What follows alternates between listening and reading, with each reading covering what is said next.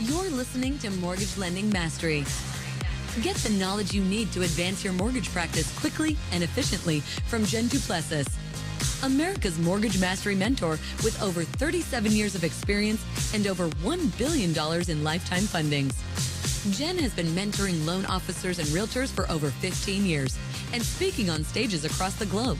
So settle in and get ready as Jen and her guests share their experience, passion, and strategies to help you crack the top producer code to reach new heights in your business. And now, here's your host, Jen Duplessis, Mortgage Mastery Mentor and head chick in charge of Kinetic Spark Consulting.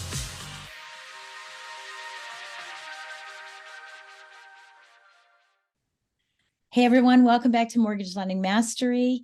You are all in for a treat today. There is no question about it. But before we get started, I want to remind everybody that we are having a 3-day live in-person event in May 18th, 19th, and 20th in Phoenix, Arizona. So you want to make sure you get your tickets, get yourself registered.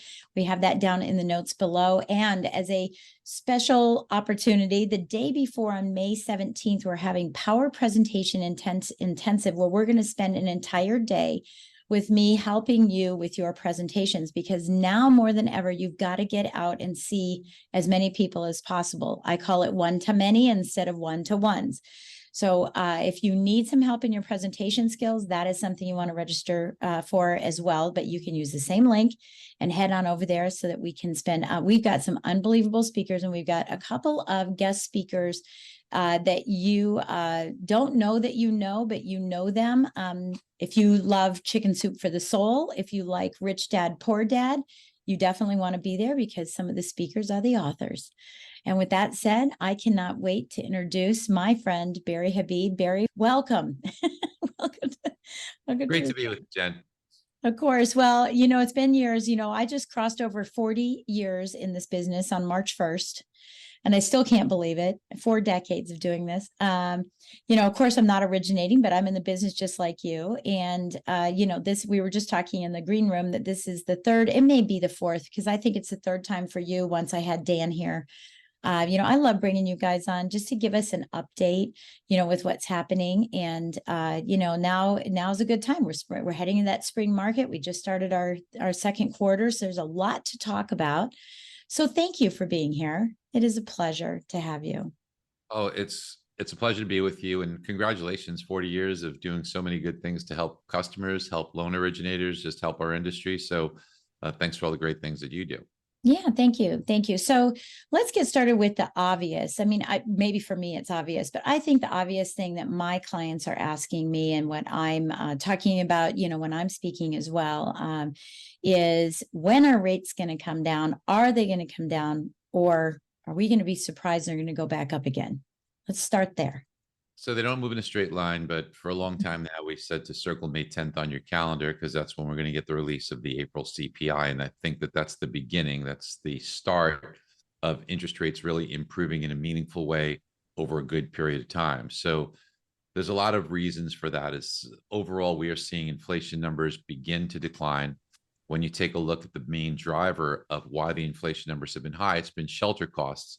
There's a big lag in the way it's reported. I've got some slides we could take a look at if you like there. Yeah, just to we can go back that. and forth. Yeah, absolutely.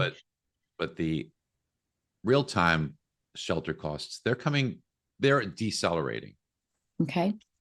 There were a year and 4 months ago, they were at 18% year over year for rent and owner's equivalent rent. But now they're only up like 2.5%. So we're seeing a meaningful drop. But the way it works is you measure each of the past 12 months and give them equal weight. Right. Worse yet, when you have a survey that was done 8, 9, 10 months ago as to what they were paying in rent, right, it could be reflective of signing a lease perhaps 6 or 8 months prior to that. So there's a long lag effect that takes place. Unfortunately, the Fed doesn't understand this, but that's okay. We all do. And what we're seeing is now a cresting of this peak that we've seen in shelter costs. It's my opinion that we're going to see some consistent moves lower. And when you compare them on a year over year basis, you look at the most recent 12 months. So it's a rolling 12 months, which means the oldest data will be replaced by the newest data. We start to get into an arena now where the newer data will probably be more tempered than the older data. That takes the year-over-year readings and starts to reduce them. We see that beginning with the April numbers for CPI that we'll get released on May 10th. And then I think we go through a stretch for several months. We'll see a pretty meaningful drop in CPI. Yeah. Now, I don't think it's going to stay like that way, but I think it'll be a meaningful drop. And I think that, as we know, mortgage rates, they don't follow the Fed, they follow inflation. You should Right. see mortgage rates decline. So I think they will start to drop May 10th in a more meaningful, consistent manner.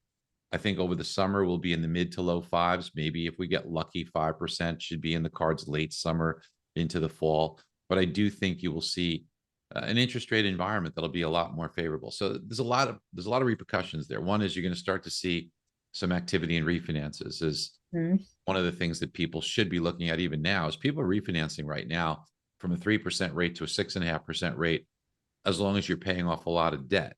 Because people have equity. The average loan to value in a home today is 42%, which means that, you know, there's 58% equity, and you could take out 75-80% of the remaining equity. There's a lot of debt you could pay off. And then in addition to that, Jen, what you can also be looking at is people with home equity lines of credit. Now, just 7 or 8 or 9 months ago, their rates were relatively low. It was about 3 to 4%. Yeah. But depending on the amount that they've taken out on that HELOC, they're paying 9% right now. Yeah. Car loans. Do you know that 17% of people have a car payment in excess of $1,000? Oh yeah, it's ridiculous. So these are things that Yeah. you utilize the equity in the home, and now you could start to say, okay, well, I know the rate's higher, but overall we can add so much cash flow. And when we get into the low fives, which we will, you know, you've been doing this for a very long time, as have I. We've seen forever people reach for the home of their dreams and be willing to sacrifice, you know, a 3.5% rate, for example, to a higher rate by 1 or 1.5%, because they want that home. They need that home. So I think there'll be a lot more activity. Yeah, I think so too. And I think also, you know, and I've said this all along, is no matter what, you know, yes, they're going to get rates at 2.5%, you know, 3%, whatever terms you got them.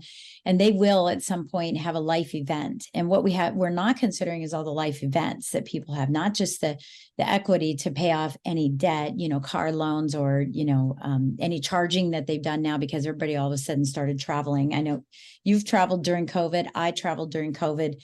And now, and it was great because we had all this sprawling room. Now we have none, right? So everybody's traveling and they're putting it on credit cards, and because they still don't know how to save.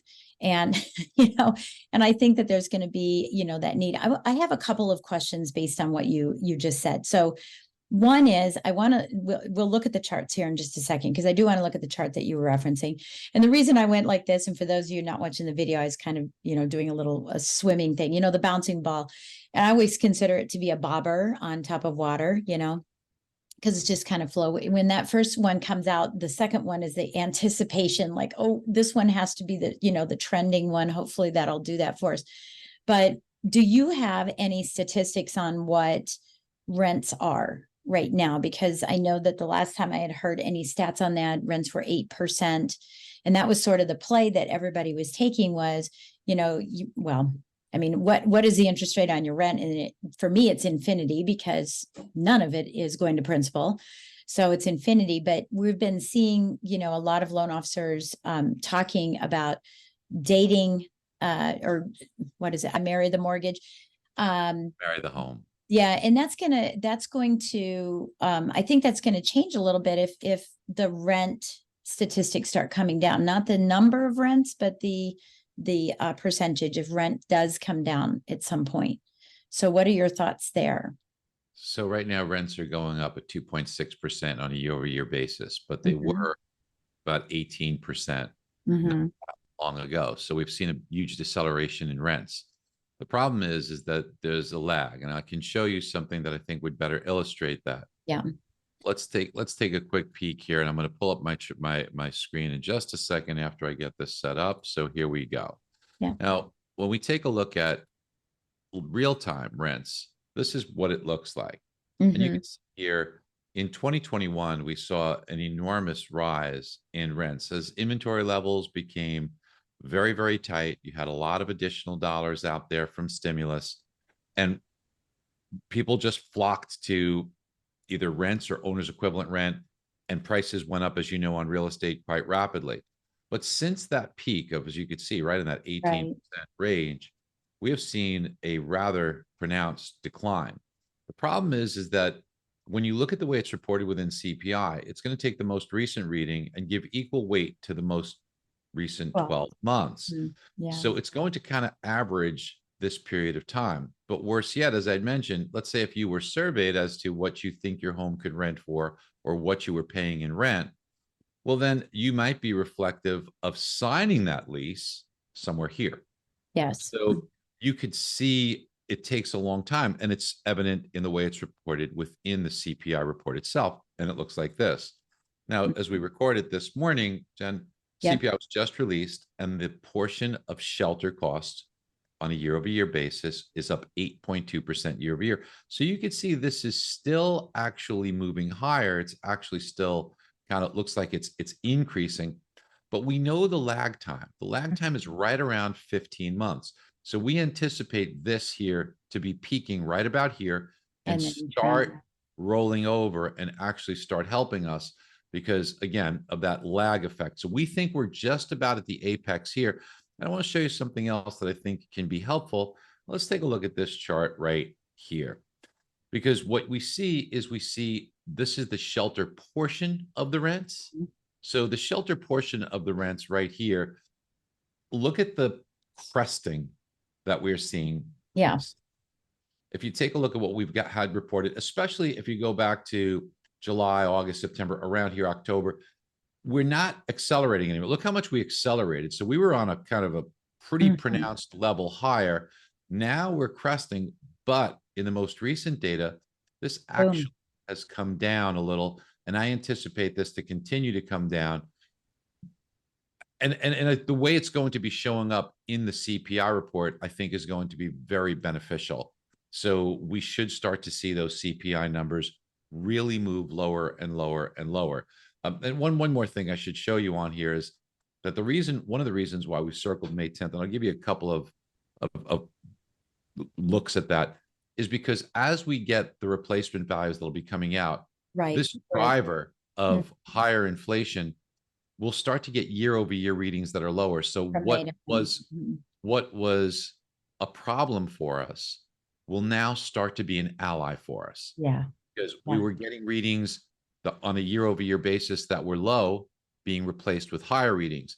Now we're going to get readings that are high being replaced with lower readings, and that will turn those numbers So in our favor. What do you think? I mean, let's just talk like we're talking to a consumer when it comes to, why are rents going lower if we still have a house? Rents are not going low. Rents are still rising, but they're rising at a much less a crazy pace. Right. Certainly was not sustainable. But at the current pace, which is somewhere in that 2.5% to 3% range, perhaps that's a little bit less than where we are. So to answer your question as to why we've seen that deceleration, well, the Fed is a prime driver of that, because now you have a lot of your costs have gone up. It costs you more on your credit cards, more on your car loans, more on your home equity lines of credit. Remember, a lot of people buying eggs. But yeah, well, those are other inflationary costs. But the Fed can't really help with that. The Fed has driven costs up a lot. And because of the banking crisis, there's a lot less lending that's going on. So individuals are hunkering down a little bit as well. Businesses are slow. We see wages slowing down. Now, all those pieced together, it costs me more. I'm not getting the raises that I was getting. So therefore, I'm not going to be as eager to go out and rent.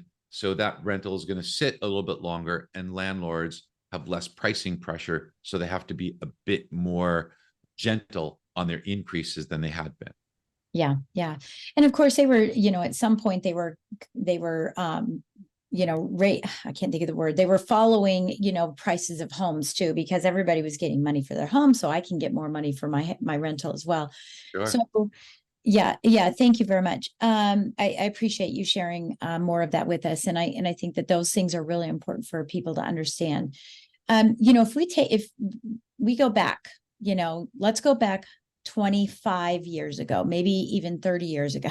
I wish. I wish. I know. Well, I want to go back before the Great Recession, basically, and almost before 9/11. But when we had markets like this, I'm constantly telling everyone you have to be the straw that stirs the market. You can't lay back. And just like you were saying here with the homeowners, and the renters just saying, well, I think I'll just stay put. And this is something that everyone's doing is sort of staying put. And I think it's important to be ready for when happens. And a lot of people are not in that position right now. They are still saying, well, I'm not going to go to anything. I'm not going to engage anything. I'm just going to sit back. And I have been talking my mouth off and their ears off with, you have to be putting the effort in. You have to be putting in the effort right now to not only up level your sales skills, which we've done in a sales gorilla course, but also you have to, be that voice of reason for people. And you have to actually have that conversation with your clients instead of letting them assume whatever they want. And then I'll ask the question last, you've got to hone in on your sales. I mean, these sales skills are critical. And especially right now, as you talked about home equity lines, which I'll talk about in a moment. If you were putting yourself back there, what would you tell that person? Let's talk about you. What would you tell yourself back then, knowing what you know, although I imagine you did it anyway. What would you tell yourself that you should be doing? And that if you could tell the person who's listening to this, look, heed my advice, and I promise you're going to have some success. I think it's never been easier than right now to try and improve your skill set, because if you think about the past couple of years when it was extremely busy, it was really more about managing the transactions that were coming in rather than trying to bring the transactions in the door, right? So now it's truly about getting more opportunities, but not just getting them, because they are thin. Let's face it, there are, of course, less refinances. There are, of course, less purchase transactions. The good part about it is loan amounts are greater. So you can make up a lot of ground because your loan amounts are greater. So that can be very helpful. So what would I be doing right now? I would be doing the best I can to do the things you said with engaging. But here's the thing. The reason why I say it's easier, because I have more time to improve my skill set. And what do people want to know? Well, you don't have to go too far. If you go to Google Trends, you see some of the most searched Google Trends. What are they? Their housing bubble, their recession, there's the Fed, and there's inflation. Ask yourself right now, what is your expertise in those areas? Because if you don't have expertise in those areas, that's exactly what your client wants and exactly what your real estate agent needs. Yeah. Because they don't have the expertise in this area, Jen. They're in a situation where the media, which has a negative bias and slant, is going to be saying, don't buy a home. The media is saying there is a recession coming and that's negative. The media is saying that potentially interest rates are going to go higher. They're saying inflation's persistent. Fed members who don't understand it are saying inflation's persistent. They don't understand it. And it really is an opportunity that's not just missed for the customer, but really missed for you who's listening there. And you just have to be honest with yourself. How would you answer the question? If somebody said to you, where are interest rates headed? Would your response be, well, boy, if I had a glass ball, I'd be on a beach. Yeah. If that were your response, that's not a very good one. That's not. And if you were asked about the health of housing, what is your level of expertise there? What are you going to say? Well, it's different. It looks good. Or, we're already seeing a turn in housing. We're already seeing more offers. And what you have to understand and know is know your numbers. In 2007, there were 4 million units for sale. Today, there's 980,000. Of those 980,000, over 40% of them are already under contract. There's just 563,000 active listings. Our population since 2007 has grown by 30 million people. So it's just the supply and demand. What caused the bubble? The bubble was caused by too many homes being built and not enough demand. The demand was influenced by birth rates from 33 years ago. If you'd like to take a look at today, there is many more households being formed than units being built. So we still have a shortage. That's why the big complaint from everybody is there is no inventory or the lack of inventory. So in a 6.5% or 6.25% rate environment, if the demand is still keeping inventory tight, what's going to happen if we're right when rates drop to 5.5% or 5.25%? Well, you crank up the volume of potential buyers. And those potential buyers and those people who compare their rental payment to a purchase payment start to say, well, it does make sense to purchase. There's just going to be an overwhelming amount of transactions and you're going to see prices rise. The last time as a case study was 2012. And in 2012, when we take a look at what had happened then, in February of 2012 is when the bottom of prices hit. And in the following 12 months, prices rose 8%. Now, I just want you to think about an 8% rise, because in a $500,000 home, that's $40,000 that you would miss out on.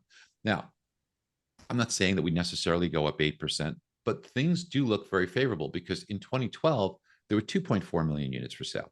Today, there's less than 1 million units for sale. And again, 40% of them are under contract. So it's a much tighter inventory environment.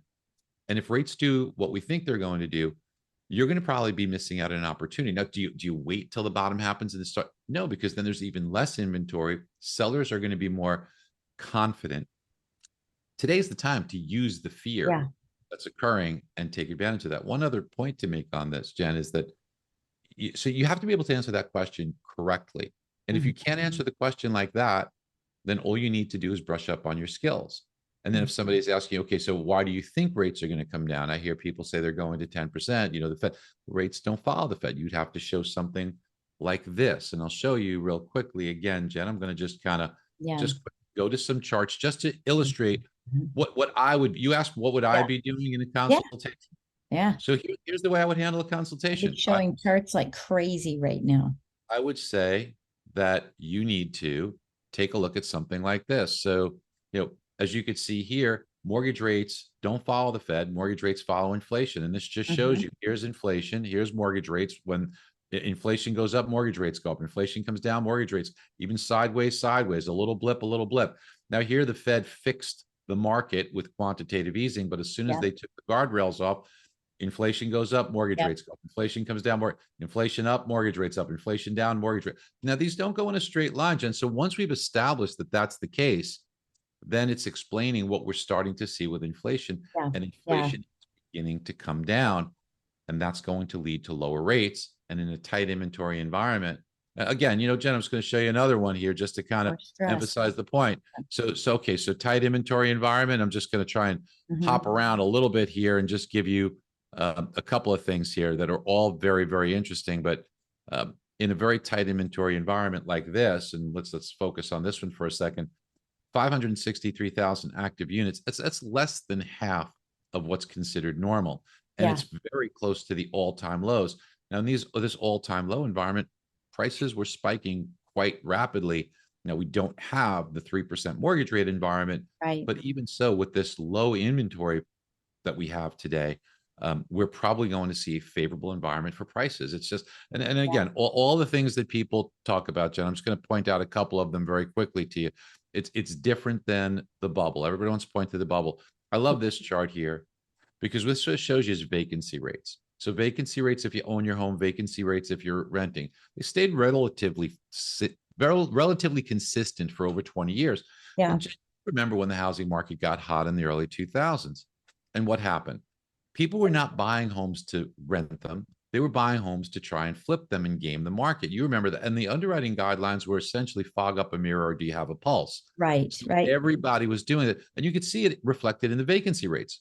But today, this is not the case. Not only are we at very low vacancy rates, we're at all-time low vacancy rates. And what are we seeing in vacancies?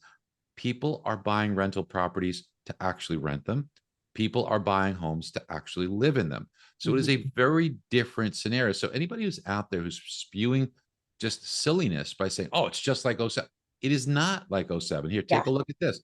Here's your inventory in 07. Here's oh, gosh. Today. Okay? I mean, that's, you know, these are the type of things. And something else that I had shown you just a moment ago. I'll show you this one too, Jen, because I think you'll like this.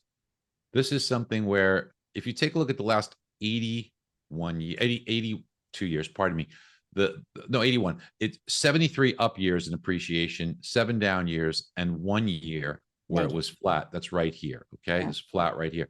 So people say, okay, prices have gone up, right? And therefore they have to come down. Well, that's not true. Prices sure have gone up. Okay. And they've gone up 40% in this period of time, but Do you know prices went up 118% during this period here? 118%. And then they didn't go down for the next 43 years. They continued to rise. And then how much did they drop? Simply by 1% over the next 2 years, just 1% after this enormous rise. And look at these huge periods of price increases, much greater than today. Okay. And this was layered on top of each other. And then when people take a look at this one, prices went up for the next 10 years. And then after just going down 1%, they went up another 14 years. So you don't want to bet against the champ. Okay, we are in a position where everybody points to this period of time. Yeah, they're focused on that. Yeah, they're focused on that one period of time, but this was predominantly due to the demographic picture. And I'll just show you this. Building units that were available that builders built. That's how you get new inventory versus the demand. And the demand much lower than the supply. Now the demand is much greater than the supply. And here's the forecast for 2023, because we know how many homes builders are going to build. And these are based on birth rates. Yeah. And you can see, if you go back in the birth rates, in 2006, a 33-year-old was born in 1973. That's the drop because of abortions being legalized. Today, this is where they are. Okay. So, it's a very different, this is the birth rates from 1990. So a 33-year-old today was born in 1990 versus 1973 in 2006, where 33-year-olds born. So these are ways that I think you wind up being able to paint the picture for a client that this is the opportunity you have been waiting for right now. Yeah. And we talked about this a couple of years ago. We've talked about this generational growth, not only from millennials, but also from the demographics of bigger families, in the Latino markets and other things. And obviously we've had a lot of growth there, and that's definitely going to have an impact too. But again, to tie a bow around it, just ask yourself, are you able to answer the question for a customer in that way? Or are you educating the customer and the real estate agent, perhaps more importantly, that this is what they need to know? Again, let's remember the most searched Google trends today. Housing bubble, will we address that? The Fed, will we address that as well, saying that interest rates follow inflation, and inflation was another. We address that. Let's talk about just the very last one, if it's okay with you, and that is recession. Yeah. So just very quickly. I love this trend. I have a feeling I know what this chart's going to look like. So there's a couple of things. I love this trend. There's a couple of things I want to show you. Is some people say, well, why haven't we had a recession? Why haven't we? Well, let's take a look pre-COVID at savings rates. So savings rates were close to 10%. And what about credit card balances? Now, they were rising pre-COVID, but you could see the level of credit card balances here. Yeah. The shaded area is a recession. A lot of people forget the recession occurred 2 months prior to COVID. So we had truly a double whammy jump. Recession, then 2 months later, COVID. So the Fed jumps in and they want to help things, and they cut rates dramatically. But we also, from the government, got an enormous stimulus package. What did people do with stimulus? So I can't spend it because everything's shut down. So where did I put it? I put it in my savings. Look at what happened to savings. But what people also said, I can't spend it. But what I can do is I could take these big credit card balances and use the stimulus money to pay it off. And you can see the beautiful correlation, right? You take it out of the stimulus savings and you pay off your credit card. Well, no worries, Jen, because once you did that, we got another stimulus check. But notice, Jen, we spent this one much faster. What did we spend it on? Hey, I've been cooped up. Let me do some shopping. I want to buy some name brand stuff, right? I like Louis Vuitton. I like it. So they love that lifestyle, and they blew through that stimulus even faster, but only to find that, hey, there's another stimulus right afterwards. So people love the stimulus lifestyle, and they got used to it. And they said, I want to keep this party going. How do I keep it going without any more stimulus? Well, notice the savings is being drawn, and I'm loading up my credit cards to now all-time highs. So this is but this even hits a wall eventually, Jen, because we went from a 10% savings rate in this country to a 3% savings rate. And we went from what we thought was high credit card balances to 20% above that. So this is a country that is about to hit the wall. And by the way, these balances and all the debt we have are now at higher rates. So what happens during recession, this might be what you were referring to, Jen. We've been doing this for a long time.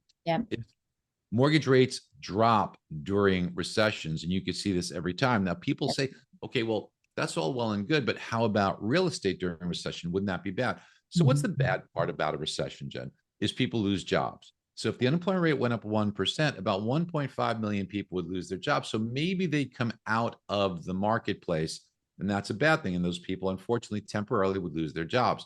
But if rates do drop 1%, which clearly you see, oops, I'm sorry, Jen. What you clearly can see in these charts, they do drop by more than 1% every time, and they will again. 5 million people now become eligible. So eligibility drops for those 1.5 that lost their job, unfortunately. But now the 5 million people that become eligible overwhelms that. And that's why you get this chart, which shows during recessions, the shaded areas, home values have improved during and after the recession, 8 out of 9. And I explained what happened during this one. You can see it was the housing bubble that brought us into the recession. It wasn't a recession that caused housing bubble. And we've kind of already gone through that. One last piece, Jen, that I think is very interesting is the job market's about to roll over. We've been getting these high numbers. You get somebody like the Fed members saying, oh, we got to keep raising rates. The unemployment rate is blowout numbers. It's great. But there are things that are about to change. The big driver of that has been the leisure and hospitality sector. So when you look at leisure and hospitality jobs, they were up to close to 17 million. And then COVID hit and this arena got really decimated, right? I mean, more than decimated. It got really positioned. Cruises, traveling, hotels, everything. Just everything. Bars, restaurants, those types of things, and hotels, like you said. So look at the job losses here. We lost in this area, it got cut in half. We went from 17 million to 8.5 million jobs. But as we've seen in the last 3 years, this has been the engine. So all these job gains, the majority of them have been coming from this area. But what do we also see, Jen? We're just about fully back, right? So there's not a lot more juice we're going to be able to squeeze out of this thing. Yeah. So you're not going to see that job growth. And by the way, when you start looking forward and you look at job openings in the last 2 months, job openings in this area have dropped by almost 300,000. So we're about to see the job market a lot softer than it has been, which everybody points to. The problem, Jen, is the Fed and everyone, they look at data. But what they really should be saying is we're looking at old data. So they're trying to create policy that will affect the future by looking at the past. It's like driving down the highway by looking in the rear mirror. Yeah. So this is, Wayne Gretzky was great. And Wayne Gretzky, says, I don't skate to where the puck is. I skate to where the puck is going to be. Now, it's bad enough the Fed doesn't skate to where the puck is going to be. They don't even skate to where the puck is. They skate to where the puck was. And that's why they failed us so badly. They kept rates too low. Now we have all these issues, including a banking crisis. And they're doing the same thing right now. They're keeping rates way too high when inflation is already come. If they only understood how these things work. Now look, as somebody who's spoken to these members and who's done this type of stuff with them, you remember the crisis that we had in 2020 with the margin calls. I've been given a lot of credit for saving the mortgage industry when I presented to the Fed and told the Fed what they were doing was more harmful than good with all of the purchases, the outrageous purchase of mortgage bonds, because they didn't understand the plumbing. Don't give them too much credit. They don't get this. These are either lifetime academics or lifetime members of the Fed. They've never had a job that shows them how the business functions work. So that's up to you. That's up to you to show your customers, your realtors. You educate yourself on this. This is all out there. It's all stuff that we provide in MBS Highway every day. It's all these charts, presentations, something that people can use within our site to now make that presentation. And I know what I was going to say is, the challenge as I see it is a lot of people do have access to it, but they're not motivated enough, or they're not inspired enough to take the action. And these are people that, I hate to say it, but people that might be listening here that aren't going to survive. And it's all in your hands to do this. It's not the market's out of control. This is in your hands to do this. I can't tell you how many times, Barry, over umpteen years, I've said, listen to Barry, watch CNN, watch CSM and whatever, Fox, watch all of them, consume it all, look at it, analyze it, and come up with your own perspective on this. This isn't, I watch CNN and so I believe what they say. It's not, I listen to Barry and I just regurgitate his numbers without an understanding. You got to have knowledge, but it's the application of that knowledge that's important. You can't just write it down and then regurgitate it. You have to believe it as well. And that's what I've been saying to everyone a lot is that, you have the knowledge about it, but do you actually believe it? have you done enough of the research and rate? We've done several in my coaching where we said, okay, today is going to be a understanding the market day. Believe this or not, and I know that my coaching students are a sampling, okay, did not know how to sell an arm. Been in the business for 20 years. Don't know how to sell an arm because they've never had to. Is it Right. 20 years or is it 1 year 20 times? That's the question. Right. Well, the 10-1 or 21 loan officer, right? But and one of the things that I've been harping on recently is those that got the low interest rate, who got the home equity loan or the home equity line, you have to understand blended interest rates to help them refinance, because they're not going to understand it. And it's not an average. And if you're listening and you don't know that, then you need to find that out. I'm not going to give it away here, because you need to figure out what blended rate is, because it's the only way you're going to be able to convince these people that they need to let go of that 2 or 3% rate for their betterment. Right. And and I know you've got charts to be able we have blended rate calculus, but Yep. the debt consolidation tool is being used today. Right.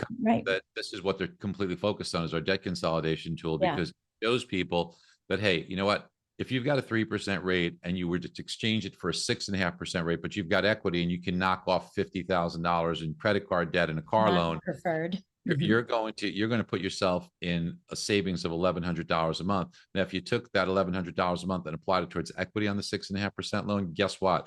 You save 10 years on your mortgage. Yeah. So, this is what is literally life-changing, and it's causing a lot of originators to now be able to get that extra 1 or 2 transactions a month. And that's, in our industry, 2 transactions a month is $100,000 a year. That's a very big difference. So, it hurts me when I hear these stories that you say about people that don't want to. And, I want everybody to do well, as you do, Jen, and you try and help everybody. Look, I can understand maybe not having the time in cases where you're just writing more loans than you could handle. And maybe, even then I would still try and brush up on my skills. But now, what I've always said this, and I'm glad a lot of people, have actually reposed that success is simply a decision. Success is a decision. What is the decision that you want to make? Where do you want to be? Because you can have that success, and the market's about to turn and get better. You want to sharpen your skills right now, because as it gets better, don't think it's going to happen 2020, 2021. That was an unnatural event. You had the Fed buying the market to unnatural levels, but you'll do great in a 5% interest rate environment. You're going to get some refis. You're going to do purchases. There's going to be a little bit less activity because rates are low, and we have this situation where but you could still do a very good amount of business. And the way to do that is to get market share. The only way you're going to beat your competition and get market share is, as Jen started this off with, is, she's working on presentation, right? What is your presentation? Every profession has tools. Our tools are our words, our knowledge, and the ability to illustrate and back that up. Because what we do is, you're not actually writing the check for somebody's mortgage, okay? You're not actually what you're doing is you're trying to present it, and you want to gain their trust and confidence that the advice that you're giving. Well, this is a technological age. If you played with ChatGPT like I have a lot, people are worried. Will this take good loan originators? No way, because ChatGPT cannot, at least at the present time, forecast. AI can't forecast. You can analyze differently. You can analyze more effectively. And the real key that you have is that you can communicate. So if you can communicate in an articulate manner, which is what's so great about what Jen teaches, and this is what you need to be doing right now. And again, it's kind of a long way to answer, what would you be doing right now? Yeah, it's I'd be okay. working on my presentation, Jen, so that when I do have an opportunity, I'm going to have a much greater chance of closing that. And I can gain more opportunities, because everything we said is music to a real estate agent's ear. Yeah. What you want is I'm going to ask you this question, if those of you listening, based upon what I just showed here, we took, I don't know, in aggregate, I don't know, maybe there's about 20 minutes of presentation, then 15 minutes or 20 minutes of presentation. How many of you, if you were a real estate agent, would say, oh man, I wish I had Barry to tell that to my customer? Right. Well, make it so that they wish they had you to tell it to their customer. Make that so compelling to them, just like I did with you, so that every customer they talk to, they want the customer to hear those words, see those pictures, and make that so that they need you. Yeah. It's that simple. Yeah. Yeah. And I think this goes back to mortgages under management, right? And real estate under management. We need to encourage our real estate agents to be connecting with their people to also, one of the things I've had my students do recently is to reach out to their realtors and do a webinar for their realtor client, and then go to your next realtor and go do a webinar for that realtor client, all the clients for that realtor in their database, so that you're able to speak this several times. You're not doing it once to mass numbers. You're doing it to a database of real estate, for one realtor, to make that realtor look like Oprah. It's about, hey, I brought this expert in, but you have to be the expert. You have to be in the position to be able to do that. And again, it's not just about knowledge. It's about your belief in the knowledge you're receiving and that you've done the research. Les Brown's, I say this on this podcast all the time, says, if you do what's easy, your life is going to be hard. And if you do what's hard, your life will be easy. I'm not talking about working hard. I'm talking about doing the hard work so that you, right? Doing the hard work so that you have the knowledge behind this, looking at fear and greed indexes, looking, there's so many things you can do. The truth of it is, it's not that hard. It's not that hard. Once you have it, it's just adjusting it every day. And I think that a real critical element of it is good communication. I think a lot of the world's problems will be solved with good communication, but most people are not great communicators. Because what is communication? When you communicate with somebody, you have an idea that you formulated in your brain, and the idea is to put it into someone you're trying to converse with, or a group that you're presenting to, put it in their brain. The mistake that the vast majority of people make is they've already formulated that in their head. They come up with an end result, and then they try to deposit that end result in the other person's brain. What's wrong with that? What's really bad about that is the other person does not have the benefit of the journey. Now, you can't take them through the long, painstaking journey. What you have to do is try and make that journey very quick and easy to follow, and then put the idea that you have to plant seeds when the ground's fertile. Okay. So you have to kind of get that ground a little fertile by showing this. See, if I just said the things that I said to you without the benefit of explanation, you would be potentially, a bit, put off to say, like, how do I know? Okay, that's just your opinion. Skeptic. Skeptic. You're certainly going to be skeptical. That's the right word. Yeah. But if I presented the way I presented it, which was to give you step-by-step background, then back it up with the facts and charts to illustrate that to you, and then show it and give context to it, well, then you receive that message much better. And then you start to agree with it or believe in it in many cases. And that's effective presenting. So one of the things you have to do is you have to practice that. And I know you brought up a great example, Jen, of going to your database, but what I would even say is take it one step before that and explain these concepts to somebody who is not experienced in it. Because think about it, if you're able to teach someone this, first of all, it's great practice for you. And by the way, people say practice makes perfect. No, it's perfect practice. Perfect. Yes. So you want to get this down. If you can teach someone who doesn't understand this stuff, and you can get them to understand your point, well, then you're really becoming a great communicator. And that's what you want to be. The key here to success is communication of these ideas. Yeah. And that's what we've done. We've had sessions where I'm teaching and sharing and getting concepts and asking, it was so funny. I remember when I first did this, I said, what's the Fed rate? What's the Fed rate? And people were it was like an auction, first of all, throwing out numbers, 2, 1, 0, 5, it was hilarious throwing out the numbers. And I said, that's not the question asked. What is the Fed rate? No one had an answer. I take that back. One of my clients had an answer, knew what the federal funds rate actually consists of. And so we had to go through all that learning before you send them out there and doing a webinar or anything, or any speaking. But that's why we are doing this power presentation event, because I want people to get understand what speaking is all about. Whether it's that topic or any other topic, you have to be knowledgeable in the topic. I think it stands to reason. I have one last question for you, Barry, before we go. Thank you so much for giving us so much of your time. And I know that everyone listening is going to be rewinding, doing otter, transcribing. They're going to be taking all kinds of notes. Have you ever come out with, on a quarterly basis, a one sheet for stats. You really No, share. we have it because Okay. we do that every day, and then we create presentations on a quarterly Mhm. basis for what's going on. But statistically, we update them so they're more in real time. So we do that, Yeah. daily, monthly, as this stuff comes out. It's like all the charts that I showed you are as Yeah. close to real time as you could get.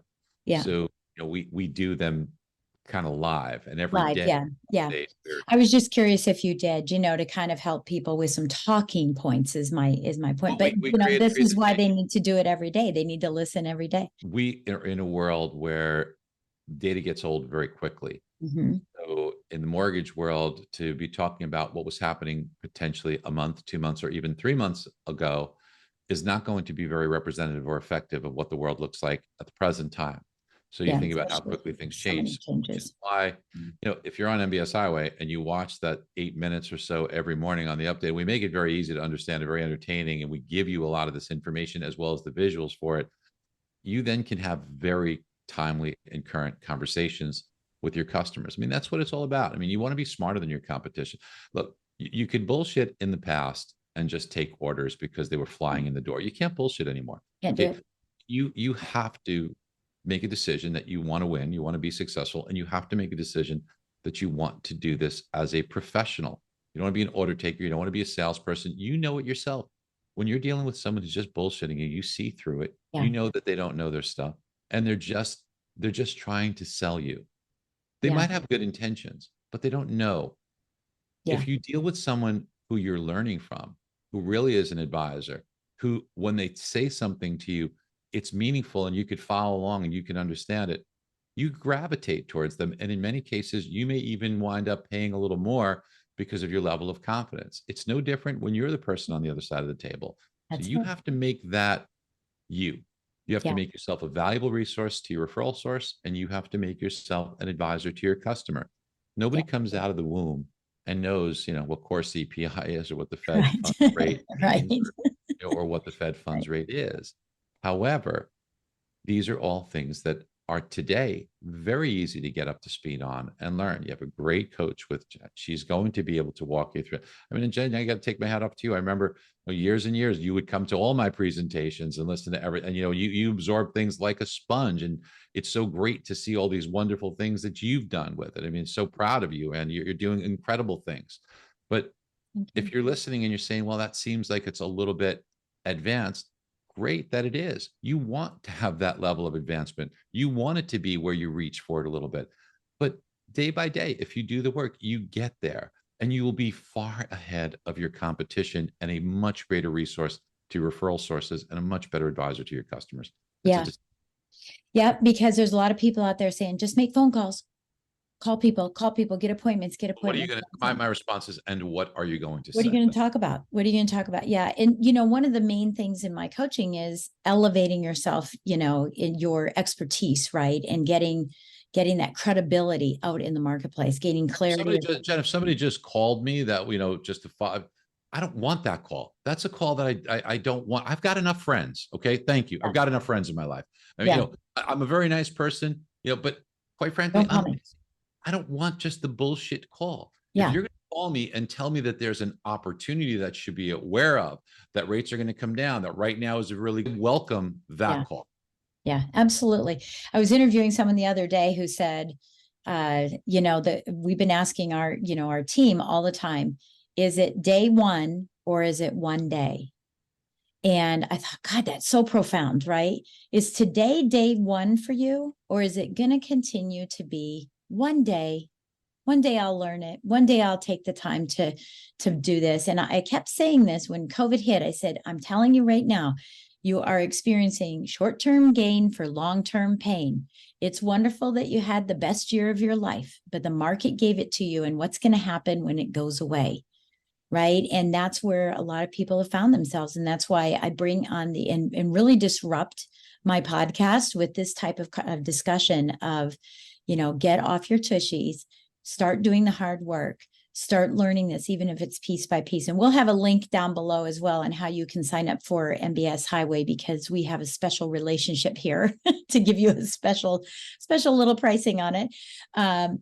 And, if you're not involved in it, you need to. If you have MBS Highway, oh, I haven't looked at it one day, right? Today's day one. Start going in there and looking at it. And, I just thank you for all that you do for us, Barry. I mean, it's always been like this for years and years. You and Dave Stevens, Dave and I have been friends for 40 years, which is so scary. Love Dave. I can't handle that. Yeah, love Dave. I'm like, Dave. I can't believe when we met, we were in our 30s and now we're in our 60s.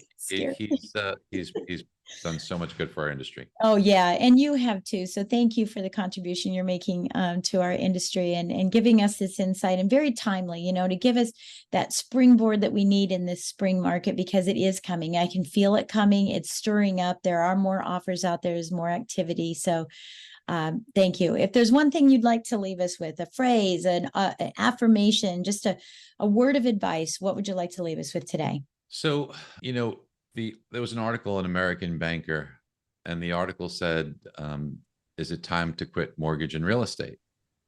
And they cited the fact that mortgage rates are up, refinances are down, probably somewhere around 70%. They cited that purchase applications were down about 40%. And is it time to throw in the towel and quit? And that's the thing, is it time to quit mortgage and real estate? Now, all the statistics are true. Just one little difference. The article was written in 2014. So if you had heeded that, or if you had withdrawn a little bit and you weren't engaged, you missed the best 8 years in the history of this industry. Now, I don't know what the next 8 years are going to hold for us, but I do know that things are going to get better. All the signs are there, all the things we talked about. So there is an enormous opportunity. So what you want to do now is you want to engage. Don't you dare withdraw. Don't you dare quit. Make yourself the best version of yourself that you can be by gaining this knowledge. Be a better resource to your customers, to your referral sources, and you're going to reap the rewards for a very long time. I love it. And remember, it's not a sales call, it's a service call. Because that's right up the alley of what you just said. You're not calling to sell, you're calling to serve. And in that, you will receive. No question about it. I love that. Thank you so much, Barry, for that information. Everyone, thank you so much for listening in, taking time out of your busy day. Again, I love your feedback, so continue to send me instant messages everywhere. Email me. I love your feedback. I'm always looking for opportunities to have those conversations with you. And take a minute to scroll down on your phone real quick. Give us a great 5-star rating and write a comment in there about something that Barry said that changed your life. Perhaps this could be a breakthrough or an action that you're going to take on what he had to talk about here today. Then one thing I forgot. I'm sorry. Go ahead. Go to my Instagram. I am Barry Habib. There's a lot of content there that you can use. I am Barry Habib. It's a verified account, so just make sure there's phonies out there, but it's a verified account. Right. There's so much content out there that you can take and use right now to share with your realtors and with Today. your clients. So go ahead and yeah, don't wait. My coach calls me the implementation ninja, because that's what I do is I take things and I implement right away. So go and do that today. We're a great time in our history. So go and do that today. But again, thank you so much, Barry. Oh, and one last thing I wanted to let all of you know is I am now on the lookout for another mastermind in our podcast. So I'm looking for 4 to 5 loan officers and or realtors who would like to be involved in a mastermind in a podcast setting like this, and you will be out there in the big bad world. So if you're interested in that, be sure that you connect with me on any of the links below, and I will talk to you soon next time on Mortgage Lending Mastery. Thanks for listening to Mortgage Lending Mastery. Be sure to subscribe to hear more sales tips, ideas, strategies, and tactics to help you with your personal and professional growth to multiply your results in record time. And if you like what we're doing, don't forget to give us a rating and review so we can continue to bring you the best content possible. Wanting more beyond the podcast? Join our Mortgage Lending Mastery membership community, where you will find extended interviews with our favorite guests, weekly training, tips, and insider secrets, fireside chats with Jen, free content, meet, share, and collaborate with other members, and so much more. Click the link in the show notes to learn more about this exclusive content. Mortgage Lending Mastery is an industry syndicate charter podcast. Industry Syndicate is the first podcast network specifically for the mortgage and real estate industries. Get the Industry Syndicate app in the App Store or Google Play today.